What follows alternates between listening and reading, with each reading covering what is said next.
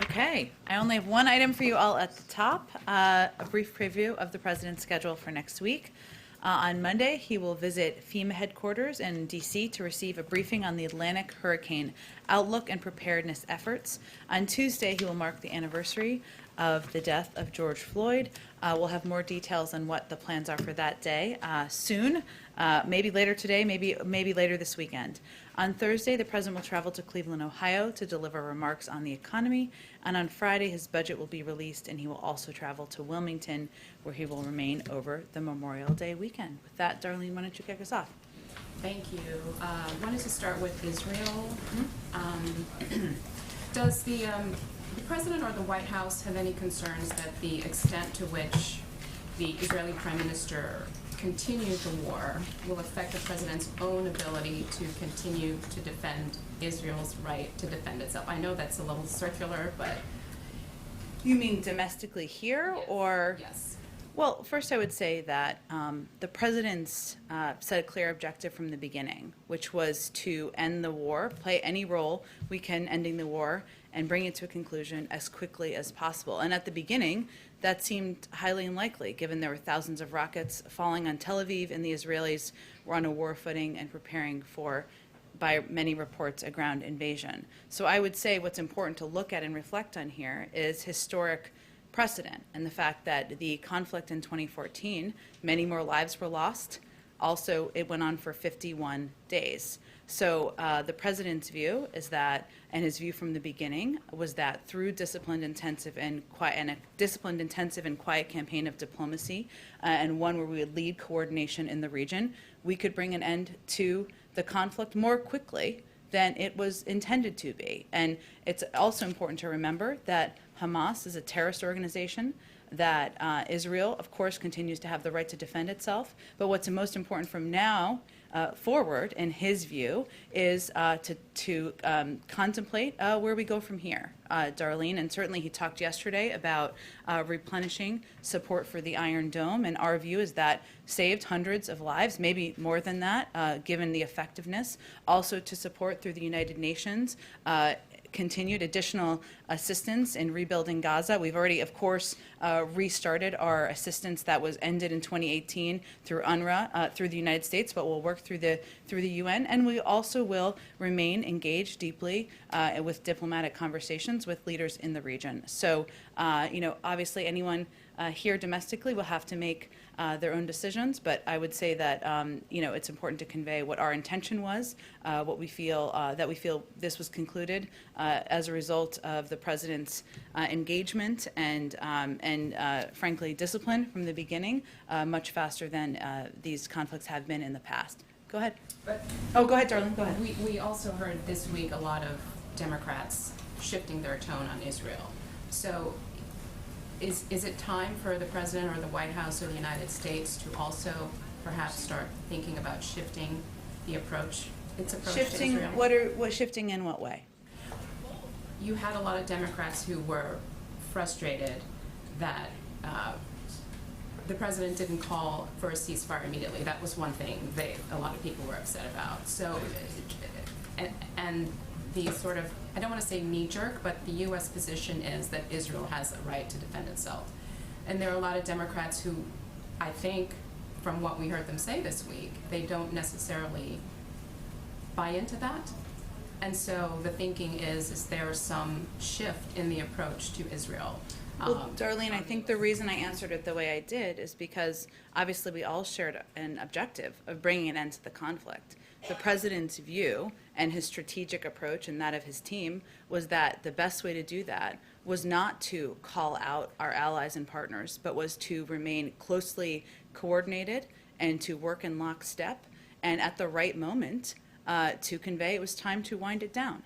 And that's exactly what he did, and now the conflict is concluded in 11 days. And frankly, he resisted calls to take an alternative approach that, in his view, would have had an alternative outcome. So that's why I answered it the way I did. Go ahead. Oh, go ahead. I have one final question. Sure. Yesterday we had a ceremony here, the bill signing. A large group of lawmakers came. We had the Medal of Honor ceremony today. We're back. The meeting with the Kennedy Center honors that we were told the President and First Lady had. I've seen handshakes, hugging, kissing. Yes. Is the White House open again? Can you talk about some of the considerations that went into these events over the past couple of days? And is this the norm, the new norm, the Yes. new norm going forward? I can confirm we are a warm and fuzzy crew, and we like to hug around here. But we were waiting for that to be allowed by CDC guidelines, which we certainly abide by. So we are, as many organizations and companies are, working to implement these guidelines here at the White House. And so what you've seen over the last couple of days is efforts to do exactly that. And that includes welcoming back and having a full briefing room very soon. It includes having more events with more people, and certainly continuing to open the White House up, the people's house up to the American public. Go ahead. Thanks. Back to Israel for a moment. One of the other examples I think that would fit into Darlene's question is this pressure from lawmakers over the $735 million pending sale of precision-guided missiles to Israel. I know the president said yesterday he's committed to replenishing the Iron Dome, but is he also committed to making sure that sale goes through? We have no plans to change our security assistance that we're providing to Israel. But I will say that the president's view is that we need to move forward on a couple of fronts. Certainly supporting the security of Israel is one of them. But another front is rebuilding, playing a constructive role in rebuilding Gaza, providing assistance and funding through the UN efforts to do exactly that, ensuring that it is not Hamas, but is the Palestinian people who benefit from that assistance, and doing that through the UN is, in our view, the best way to do that. It also includes continuing to have engaged diplomacy with leaders in the region, continuing discussions with officials across the Middle East, Egyptians, Israelis, Palestinian leaders, Qataris, others, about how we move forward from here. And then one on police reform. It looks like this sort of soft Memorial Day deadline is going to slip without legislation being passed. Is the White House losing some confidence in the bipartisan talks that are going on Capitol Hill? And also, how does President Biden plan to address that issue on Tuesday when he speaks about the anniversary of George Floyd's death? Well, I would say first that the president used the occasion of his joint address, one of the highest profile moments any president has, to speak about, reiterate his view that police reform is long overdue, that the George Floyd Justice and Policing Act is exactly the right forum and bill that could help get that done, rebuild trust in communities. What we've seen from the negotiators, and we've been in close touch with the negotiators as well, is that they still feel there is progress being made. Yes, it's unlikely, as they've conveyed as well, we're going to meet the timeline that the president outlined in his speech, which he did because he felt it was important to lift it up, to be bold and ambitious in how we're talking about such an important piece of legislation. But we have confidence in the negotiators, and we've seen them convey publicly that they feel the vibes are good and they're continuing to make progress. Go ahead. Thanks, Jen. Is the president confident that this ceasefire will hold? And if so, can you explain a bit why? Did he receive any kinds of assurances from Prime Minister Netanyahu? Well, we have strong assurances. Sorry, I don't know why that was a hard word. Let me try again. We have strong assurances from the relevant parties that they are committed to the ceasefire. And obviously, this is something we will be watching extremely closely in the coming days. And I think what's important to note is in the final 24 hours leading up to the ceasefire, obviously the president was deeply engaged before that, but it was especially deeply engaged in that period of time, as were high-level senior officials here. And they were back and forth on the phone between many different parties, the Israelis, the Egyptians who were in touch with Hamas, and others, about the importance of not violating, even pre-violating the ceasefire in the hours leading up to it, as we see did not happen. So we will be in close touch with all parties. We clearly will be watching it, but we do have assurances from the relevant parties that they are committed. And yesterday, before this was announced, you said you expected Israel to start winding down their operations because they had achieved significant military objectives. So how much of the timing of this do you think is because of the president's diplomatic approach? And how much of this is simply because the Israelis had exhausted much of their targets in Gaza? Well, I think what's, again, important to remember is to point back to how these conflicts have worked in the past. And we have seen these conflicts last for weeks and weeks, many, many more lives lost. Now, we certainly know there were lives lost in this 11-day conflict. Everyone is a tragedy. But certainly, because of the president's deep engagement, his long relationships, the fact that he set a clear objective from the beginning that we were going to put out the noise and focus on our strategy of deep, intensive, quiet diplomacy, have conversations, not call out our partners and allies, and do our engagements through one-on-one conversations. We certainly think that had an impact. Now, of course, we also were watching closely and we're in touch with them closely about their military successes, and certainly that was a factor, but a part of the discussion as well. And sort of a scheduling question here. There had been an expectation that there was going to be a conversation of some kind today between Republicans on the Hill, some officials here at the White House about the status of infrastructure and the Republican counterproposal. Is that meeting still happening today? And can you give us kind of an update on where things stand and any movement that may or may not be happening? Sure, it is happening. It may be ongoing as we speak, but it started shortly before 1 o'clock over video conference this afternoon. Our team, including Steve Ricchetti, Louisa Terrell, Brian Deese, Secretary Raimondo, and Secretary Buttigieg, put forward a reasonable counteroffer that reduces the size of the package from $2.25 trillion in additional investment to $1.7 trillion. And in our view, this is the art, I should say, of seeking common ground.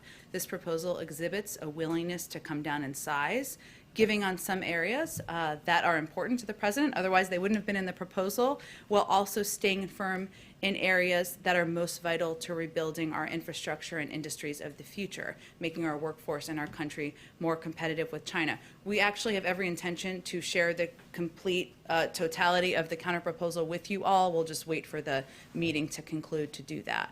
Until then, can you say any more about what was taken out to lower that price tag? Sure. Let me give you kind of some top-line details, and then again, what the counterproposal that we'll put out is very detailed, so you'll see all the specifics for yourself. But again, I noted the top-line number that was offered.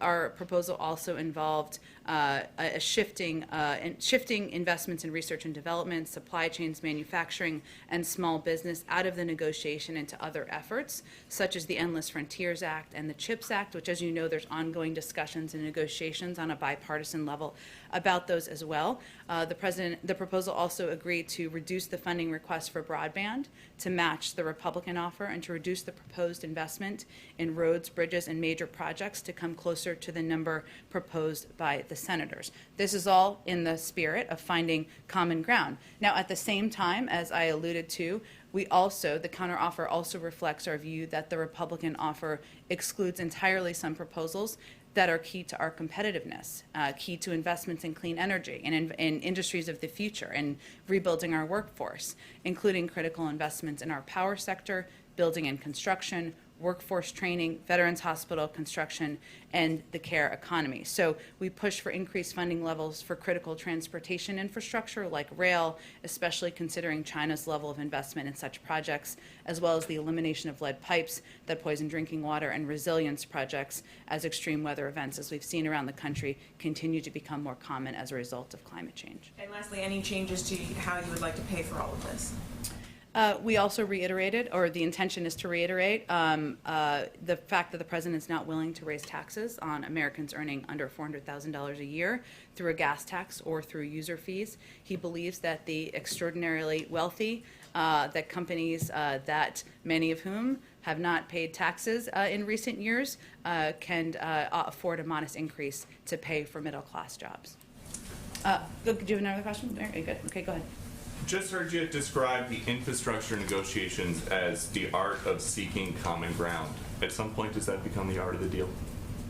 I don't know. You're the professional here, That was a Peter. joke. You're the TV star, you know? What's the Fox Chiron going to be? Art of seeking common ground does take a lot of characters. It So does. I'll check It does. the control room. The art of the deal. We'd be okay with that.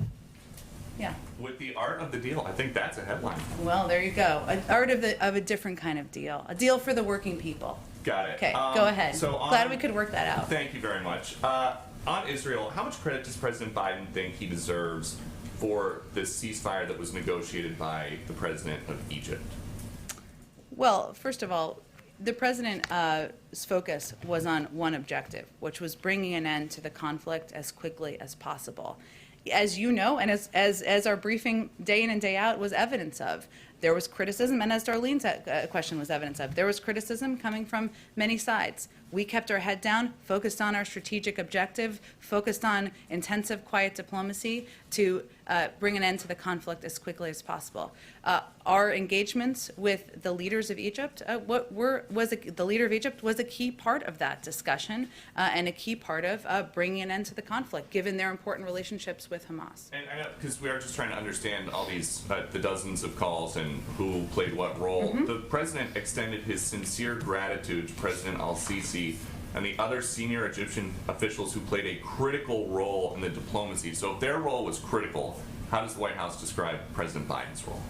Well, again, Peter, I think what I can do here, what the president was conveying is that this was an effort, much of it coordinated by the United States, much of which he was involved in personally, engagements on the phone, engagements with his team, a commitment and a driving desire to keep the strategy aligned with what we knew would help bring an end to the conflict as quickly as possible. He's also someone who wants to give credit where credit is due, and that includes the role the Egyptians played and the role many countries in the region played in working to bring an end to the conflict. And then quickly, And also his team. I mean, he called out Secretary of State Tony Blinken, he called out his National Security Advisor, and also our UN Ambassador, Linda Thomas-Greenfield, who played an important role here as well.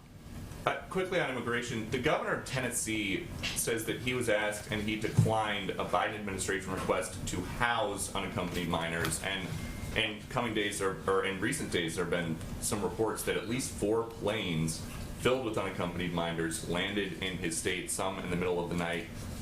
Can you explain what's going on there? Well, as we have been very clear about, children, our objective is to unite these unaccompanied children under the age of 18, with families, with sponsor families, so children have been traveling through Tennessee. They are simply on their way to unite with relatives and sponsors, to meet sponsors in the state, or just traveling through Tennessee until they reach another destination to unite with family members or legal sponsors. As you know, geographically, it's right in a place where, there's a lot of states around it, so it's a place where some flights have gone through as children are moving to other destinations. And since this was something that the governor of the state said he didn't want, this is not a case of federal officials trying to sneak something past the state level officials. I think I'm confirming here that Tennessee is a state that is right near in the middle of the country, and some kids have to travel through there to get through their destination, and we've been very clear that our objective is to treat these kids humanely, get them to safe homes, especially homes of loved ones and sponsored families. Go ahead. Point of clarification, you mentioned detailed some of the cuts to the counter proposal. Did I hear you right? You said they're going to find a home in other Senate legislation that's currently through now, like the China bill. So while they're coming out of your counter proposal, they are going to find a home somewhere There are else? some components, where there is some overlap in the Frontiers bill and the CHIPS bill, where there is opportunity to still move forward on some of the president's ideas. Gotcha. Republican governors in some 22 states have rolled back those expanded unemployment benefits. What is the White House or the Biden administration doing to preserve those benefits, if anything, at the state level? Well, Jarrett, it is up to, of course, these governors to make a decision about what assistance they want to provide to the people of their states. Our view continues to be that unemployment insurance, of course, at a federal level, which is something we advocate for and would work to pass through Congress or have worked to pass through Congress, is something that can help people during a time where there are still more than 8 million people out of work make ends meet. And that there is not overwhelming data that suggests that it is a driving factor in people not reentering the workforce, especially at a time where we're continuing to recover from the pandemic. But it is ultimately up to governors to make those decisions. And there's nothing the federal government can do, just to be clear. We can continue to convey what we see in the data, what we advocate for in terms of what we think will help get people back on their feet, and we use every opportunity to do that. The Washington Post just reported some details on the upcoming budget, specifically that the public option to create a government-run health insurance program and a pledge to cut prescription drug costs are not going to be in that budget proposal. Anything you comment on that? Well, we'll be announcing and rolling out the president's proposed budget a week from today. Buckle up. I know it's a big day for Reuters those days, and I'm not going to get too far ahead of that. But what I will tell you is that what it will outline is how we're proposing to pay for a range of the proposals the president has put forward. And he's clearly talked about and remains committed to his campaign pledge of pushing for a public option, to doing something to address the rising cost of prescription drugs, something he talked about in his joint session address. But every entity may not be reflected in this budget. Go ahead. Thanks, Jen. Back to the Middle East. Prime Minister Netanyahu seemed to ignore President Biden's requests for a de-escalation of the violence over several days. And then a truce was struck once Egypt stepped in. So I guess the question is, why should people have confidence that President Biden will be able to work with him for a de-escalation should there be another flare-up? Through with Prime Minister Netanyahu. I would just have to say, Kristen, that I don't think that's how any of the parties involved, the Prime Minister, the Egyptian president, or this president, would characterize what happened over the last 11 days. And obviously, some of this is going to remain, continue to remain behind the scenes through what was quiet diplomacy over the course of 11 days. But there's no question that the president's engagement, both with the Israeli prime minister, both with the president of Egypt, with leaders in the region, our commitment to staying disciplined and remaining focused on our overarching objective of bringing an end to the conflict as quickly as possible was contributed to the ceasefire we saw last night. Well, I guess what I'm asking about is, based on your own readouts from the White House, President Biden pressed Prime Minister Netanyahu to de-escalate the violence, and then in later phone calls urged a ceasefire, and that didn't happen until And there was a recently. ceasefire last night, and he urged for a ceasefire about 2 days in advance of that. And again, I would say that the president's objective from the beginning was to have these conversations quietly, to work in close coordination with the prime minister about how we could bring an end to the conflict, recognizing fully that at the same time there were thousands of rockets coming into cities in Israel from Hamas. And that was something the prime minister was going to work to defend. And the president said yesterday that he told Prime Minister Netanyahu he would replenish the Iron Dome Yeah. system. Did he offer that as a promise in order to reach the ceasefire? And were there any concessions made as a part of this deal? First of all, the president did that because, conveyed that because he felt that the effectiveness of the Iron Dome helped save hundreds of lives. And the president remains steadfast, of course, in his support of Israel's right to defend itself, but also believes that the effectiveness of the Iron Dome is something that we should continue to support and we will continue to support as the United States. Any concessions made? By in order the to United broker this deal States? by the United States in order to? No. Okay. Let me ask you domestically. You just said it's unlikely they will reach a deal on the George Floyd Policing Act by next Tuesday. Well, the negotiators have conveyed that. Correct, yes, they have conveyed that. What will the pressure point be if not this 1 year anniversary? How does President Biden make sure this gets done? And if you speak to civil rights groups, interest groups, they want it done this summer. Well, first of all, all of the negotiators are continuing to press forward on working to find common ground to get this done. The president wants to sign it into law. And of course, the anniversary of George Floyd's death, something that impacted the president personally and deeply as it impacted millions of Americans, was a moment to call for action, to call for forward movement. But the negotiators, by all accounts, are continuing to make progress. They're continuing to have good discussions, and that is a positive sign. So, we are not going to slow our efforts to get this done, but we can also be transparent about the fact that it's going to take a little bit more time. Sometimes that happens, and that's okay. By the summer, does the president want this done by the summer? The president wants to sign it into law as quickly as possible. To follow up on something that Mary was asking you, this counter proposal. Yeah. Can you tell us specifically about the corporate tax rate? Has there been any change to the corporate tax rate? Has it come down to 25%, something that Democrats were asking for? Well, again, our counter proposal was primarily focused on the areas of investment, as you'll see when we provide the specific details. And what I reiterated to, which is the president's bottom line about not raising taxes on people making less than $400,000 a year, encouraging the Republican ranking members and leaders to take a fresh look at the fact that many corporations can afford to pay a little bit more taxes, and so can many on the highest income. That was really what was in our counterproposal in terms of what was discussed in the meeting. I don't have a readout of that quite No change yet. yet to the corporate tax rate that you're aware of? Well, I The mean, proposal of the corporate tax I'm not a rate. mathematician, otherwise I wouldn't be here. But obviously, we proposed a package that was $500 billion less expensive.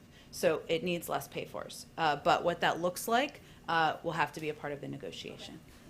Go ahead. Thanks, Shannon. I'm hoping you can give us an update on international inbound travel. Wondering if the administration... I wish I could. Well, It's a very popular question. I was going to ask if the administration feels any urgency ahead of the summer high season to make any new policy moves. Well, we certainly understand the desire of many Europeans to come travel to the United States and vice versa. And people, that's part of returning to normal and part of what will make people feel good about the efforts to fight the pandemic. But we can't respond to public pressure or even emotion. We have to rely on the health and guidance, the guidance of our health and medical experts, which is exactly what we'll do. But in terms of that guidance, at this point, the CDC is saying for vaccinated individuals, they can go in and outside, large crowds, small crowds, they say that vaccinated individuals can travel internationally. And they're still required to wear masks, and airline travel's a little different. And again, I'm not a doctor, but we rely on their advice, and they obviously are continuing to consider and update guidance as information becomes available. And in terms of possibly requiring, proof of vaccination for non-U.S. citizens, is there any further consideration of that you could share? A vaccine passport? I didn't use that term. Well, you mean the same basic thing, the federal government requiring vaccines, Yes, proof some of sort vaccination. Proof of vaccination. That is not in our intended plan. Just on a different topic, on Colonel Puckett Jr. Yeah. Why was, maybe you could take us a little bit into Sure. the decision to have him be the first recipient of a Medal of Honor from the president? Well, clearly he has an incredible personal story and is part of what the president feels is one of the greatest generations in history. And he also has a great deal of support for the sacrifices he made and the incredible story we just heard the president tell at that event. And the president, I think, felt it was important to honor him, recognize him, as one of the first people, given the service that he paid to the country, and the fact that he is still a young man, but someone we want to recognize while his family can celebrate with him. Go ahead, Ann. Let me try a different version of Kristen's question on Israel. Okay. So on Wednesday, the readout of the president's call with the prime minister was pretty blunt in saying that the president had told the prime minister he expected to see a significant de-escalation that day, Wednesday. The ceasefire didn't come until well more than 24 hours later, 36 hours later, 2 a.m. Friday local time. Was the president concerned, and was there any consternation around here as the day wore on Wednesday and moved into Thursday, that the prime minister was blowing him off, not listening to him, not doing what the president had asked him to do? No, and that is not a reflection of what happened behind the scenes either. Clearly, the president felt it was important to convey, even in a public readout, that his view and the view of the United States was it was time to move toward a ceasefire. And just over 24 hours later, there was an agreed ceasefire. And that required additional conversations behind the scenes, many of which the president was involved in himself, as you well know, because we did readouts of them. It required also an agreement, as you know, Ann, from the other side, and required an agreement from Hamas that they also would engage in the ceasefire, hence the conversation the president had with President El-Sisi on Thursday, just yesterday morning. That was a factor that led to that agreement on that side. So it was the moment in the discussions and negotiations where the president felt it was important to convey that publicly. Obviously, he was careful about what he conveyed publicly, what he said publicly, what we said in readouts publicly, but it was a reflection of that. But over the last 24 to 36 hours were clearly pivotal in bringing an end to the conflict. But it's unusual for a president to throw a flag like that and to say to a foreign leader that effectively the U.S. president is setting a deadline for specific action. If that specific action isn't met in the deadline the president sets, even though I completely take your point that there was a ton of other stuff happening and it wasn't a terribly much longer time period than the one the president has set, is there a risk that the president looks in any way weak or ineffective in having set the deadline to begin with? Well, first of all, there was a ceasefire in 11 days. That was 1/5 of the length of time of the 2014 conflict, with far fewer lives lost. This was accomplished in part because of intensive, quiet diplomacy, where we did not make him or leaders in the United States the centerpieces of this effort, because we felt that was not that the most important thing we could do was play a role behind the scenes. That's exactly what we did. The conflict has now ended. There is a ceasefire just over 24 hours after that call was made, and that was an important point to convey publicly. But no, that is not our view from here. One other topic. This month, the Justice Department had informed Washington Post reporters, Yeah. and then this week, CNN reporter, that the previous administration had obtained their phone records as part of investigations into presumed leaks that led to news stories. What is this administration's view of the appropriateness of seeking reporters' phone records, and do you plan to continue those investigations? Well, first, I will say that I learned of this issue for the first time after CNN's report yesterday, and I know similar sentiments have been expressed from many parts of this government. As I understand it, the records sought and the legal process to obtain them began, as you noted, during the prior administration. We, of course, this president is committed strongly to the rights of the freedom of press, as you have seen for decades, and to standing up for the rights of journalists. And the Justice Department conveyed yesterday that they intend to meet with reporters to hear their concerns about recent notices, and they certainly intend to use the Holder model as their model, not the model of the last several years, but really these decisions would be up to the Justice Department. Well, the Holder model included pretty significantly aggressive leak investigations. The specific question, though, is the appropriateness of seeking and seizing personal phone records from journalists. Does this administration believe that's an appropriate tactic? Well, again, it was done by the prior Department of Justice. I would send you to the Department of Justice for any comment on what their intentions are moving forward. Go ahead.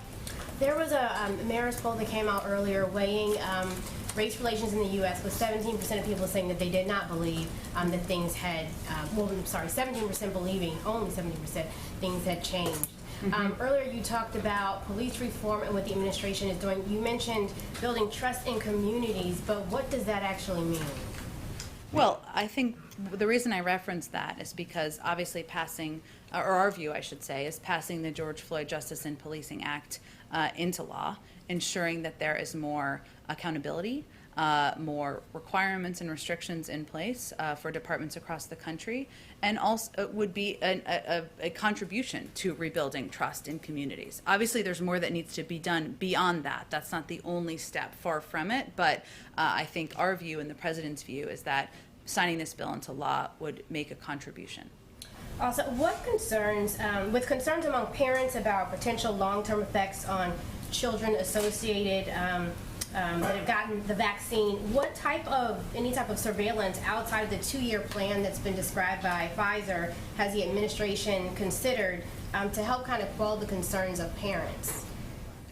Just so I understand your question, you mean surveillance of the impacts on kids?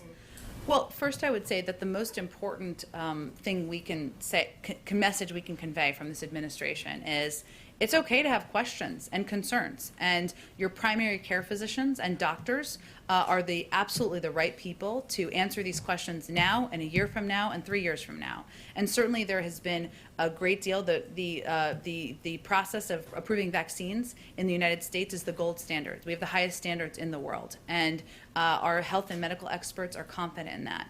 But we also know, I'm a parent, many of us are parents. Parents have questions about what this means for their kids, and that's okay, that's valid. That's one of the reasons why we are trying to fund and empower local leaders, civic leaders, medical experts, partnering with primary care physicians so that parents feel like they can ask these questions to people they trust, right, who they've been taking their kids to for years. Lastly, the Department of Agriculture today published the first notices of the funding available. And so for black farmers who've been talking about they have felt like there's a lot of racism within that system, we know that the banks had sent a letter to Secretary Vilsack earlier pushing back on those funds being available. And many farmers took it as a threat. What is the administration prepared to do if we start to see that then banks don't offer any loans to black farmers because of that decision? Well, I know this is very much on the mind of Secretary Vilsack in terms of ensuring equity and how these funds are being distributed and delivered around the country. I'd probably have to check with the Department of Agriculture and kind of the status of this letter. I haven't been following this as closely. Go ahead in the back.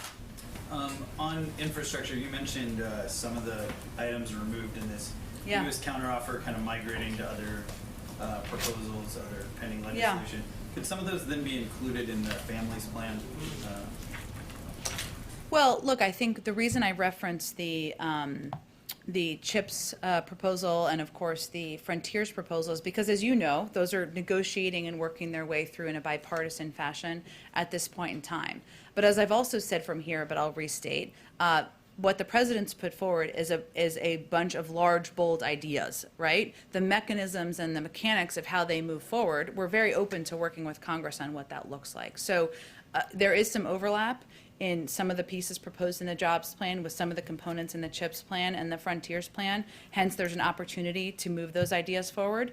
But beyond that, obviously he'll continue to press for these in the months ahead.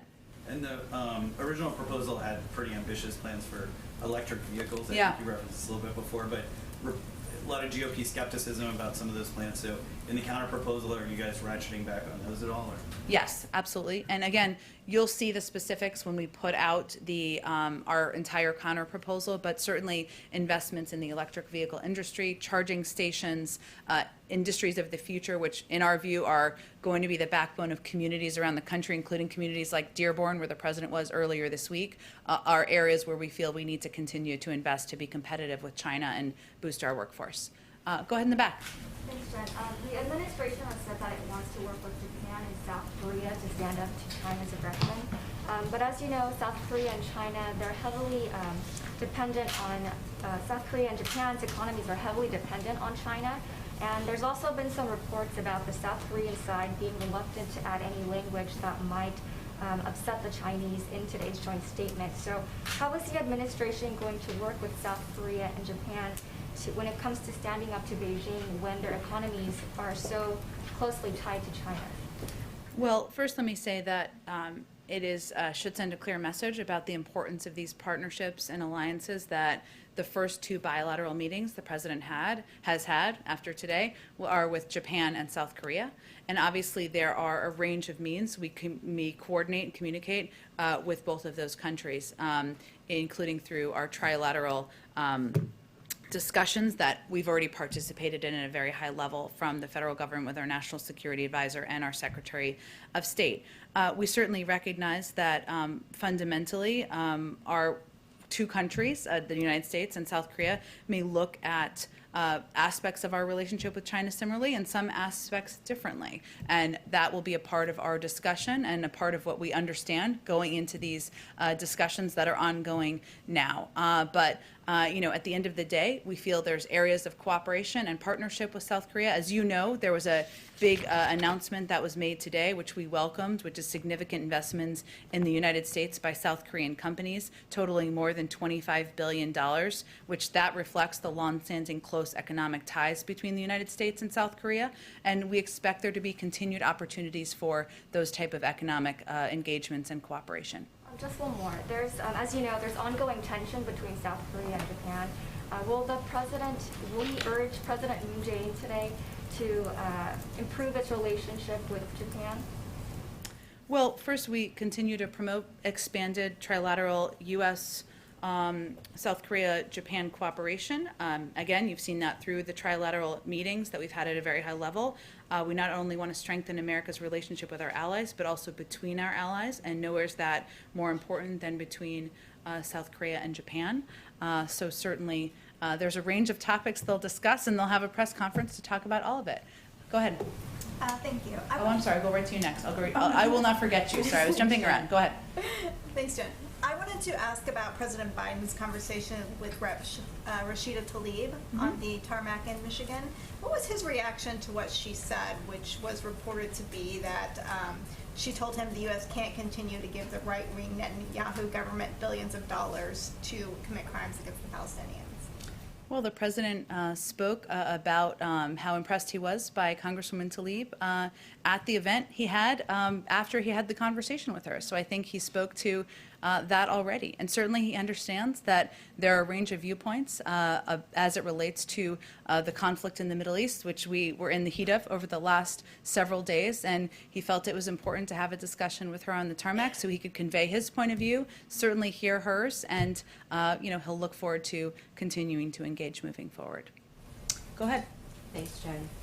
Following up on Darlene's question about the White House being open, of course now we're all masks off, at least for the press. Yeah. But I can only speak to our experience here. It seems to be on the honor system if we're vaccinated or not. So now the White House is having these events, maskless hugging today and yesterday, and I assume kind of forthright from here. How is the White House tracking vaccinations beyond the folks who got vaccinated, God bless you, on TV like Pelosi at all? So the folks who we haven't seen vaccinated on TV, how is the White House tracking who's vaccinated and who's not vaccinated? Well, again, what the guidance provided was information so people could take steps to protect themselves, either to get vaccinated, which every American is eligible who's over the age of 12 at this point in time, or to mask up if they're not yet vaccinated. So the steps we're taking here, so that means every individual in the White House, members of the press corps, can do exactly that, either get vaccinated or wear a mask. So the honor system is really about, I don't actually even like that term because I think it's confusing. I'm not saying you're intending to do that, but the real question is how will people who are not yet vaccinated protect themselves, right? Because people who are vaccinated, what the CDC guidance is saying is that you're protected. So people who are not vaccinated, the guidance is you should wear a mask.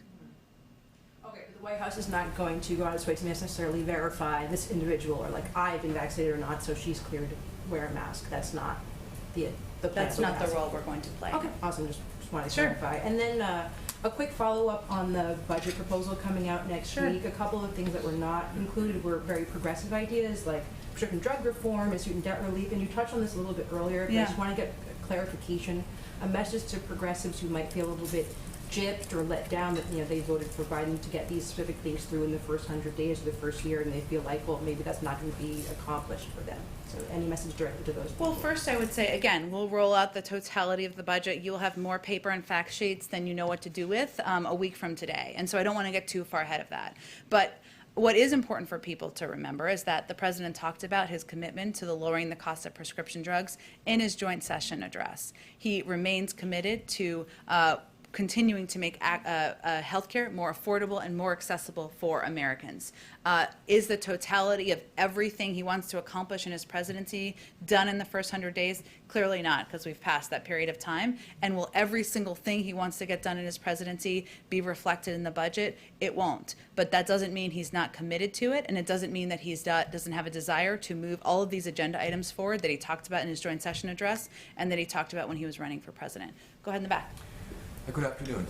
House Speaker Nancy Pelosi's call for a diplomatic boycott of the 2022 Beijing Olympics. Does President Biden agree with that urging Our position hasn't changed. at all? Human rights and all, and as much as this administration forcefully defends human rights and We are treating people- quite outspoken on human rights, the values of the United States, in our conversations with the Chinese government and leaders, and any country where we have concerns, as was clear in the readout that from the president's call with President Xi, and as has been clear in every engagement we've had with the Chinese leaders. But our position on the Beijing Olympics has not changed. Okay, to follow up, if I can, Yeah. in light of the Israeli-Palestinian fighting, genocide against the Uyghurs, the plight of the Rohingya, persecution of Christians across the globe, this is the big question here. Going forward, how a is lot the wrapped Biden up. administration going to foster international religious freedom?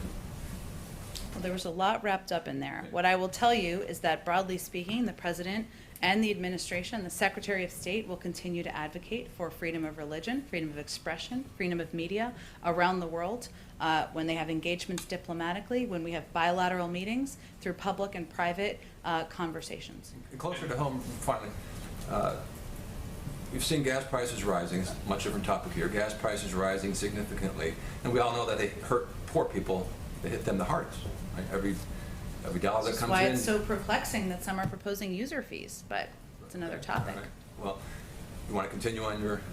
Go ahead. Okay. I don't know, you had a question. Well, my question is the Biden administration does it have any plan or any sort of action it can take to try to bring down prices, or at least somehow make the cost less, whether it's a tax or something to help impoverished people? Otherwise, the money that's going to them in the form of the rescue plan and the other money is really money going back out the door to pay for higher gas, isn't it?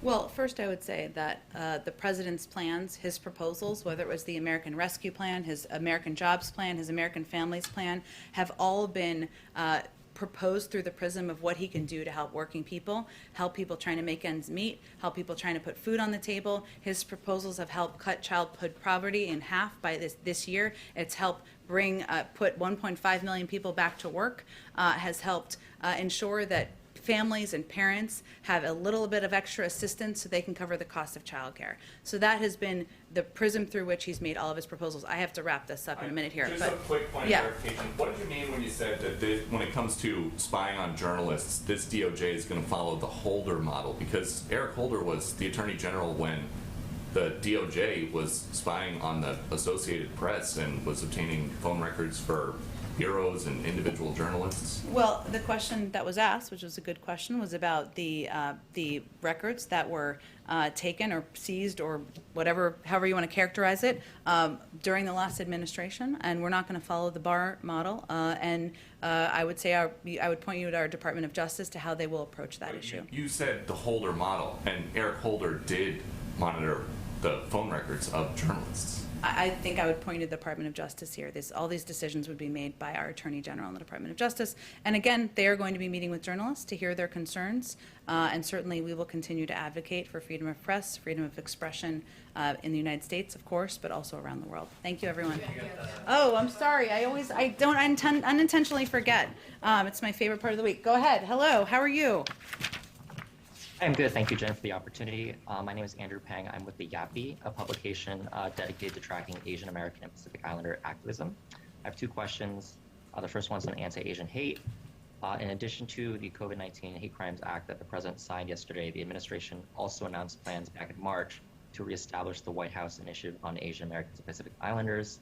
The White House also said that the president would appoint a permanent director to lead that initiative. Do we have any announcements, or can we expect an update on an executive order reauthorizing the initiative? Sure. Well, thank you. It's very nice to meet you. Thanks for all the reporting you do.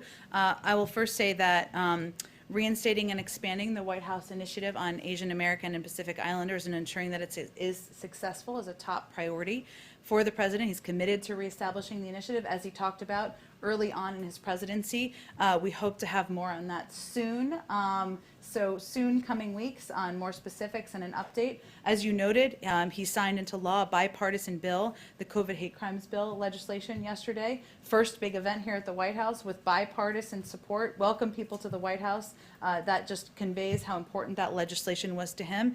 And he also committed to appointing a senior member of his White House team, which he has done, who has a seat at the table both on policy and personnel to speak to the initiatives that are important to the AAPI community. But hopefully we'll have more soon. Maybe if we're having this conversation next week, I'd have more of an update, but it could be that soon. But it's very nice to meet you. Thanks for joining us in the briefing room. Thanks for everyone so much, and have a wonderful weekend.